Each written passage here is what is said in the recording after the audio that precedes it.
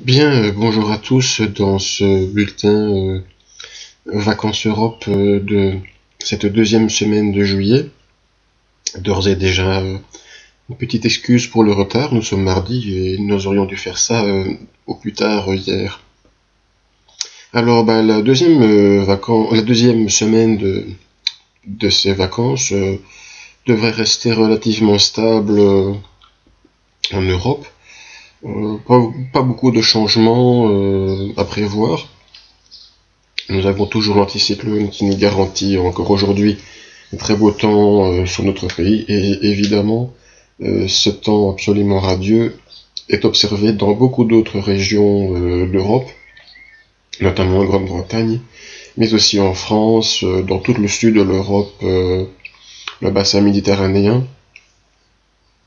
Donc dans ces régions-là, un temps vraiment beau, chaud, sec. Alors dans les massifs alpins et en bordure de ces massifs, et aussi pyrénéens, massif central, eh bien vous avez en ce moment, enfin ces derniers jours, des développements orageux, notamment hier.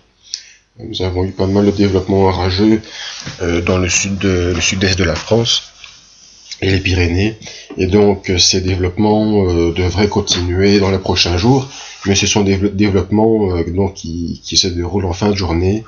Et donc le début de la journée, le début de l'après-midi reste tout à fait acceptable. Et encore, ça c'est vraiment en montagne, donc en plaine, bien notamment vers les côtes, les choses sont nettement plus calmes. Donc l'anticyclone est toujours bien présent, alors comme nous avons dit, eh bien une petite faiblesse va donc descendre du nord.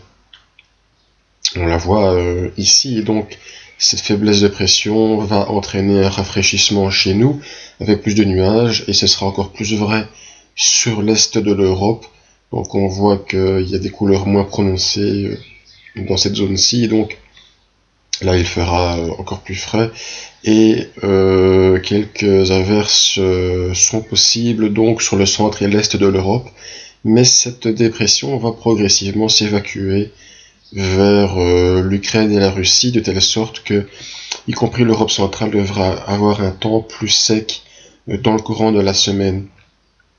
Alors toujours en marge de l'anticyclone, vous avez les dépressions qui circulent donc sur le nord de l'Europe, on le voit bien ici. Donc vous avez une dépression et donc tout ça circule sur le nord de l'Europe d'une manière assez traditionnelle. Et donc si vous allez en Islande et en Scandinavie, eh bien le temps sera sans doute moins bon là.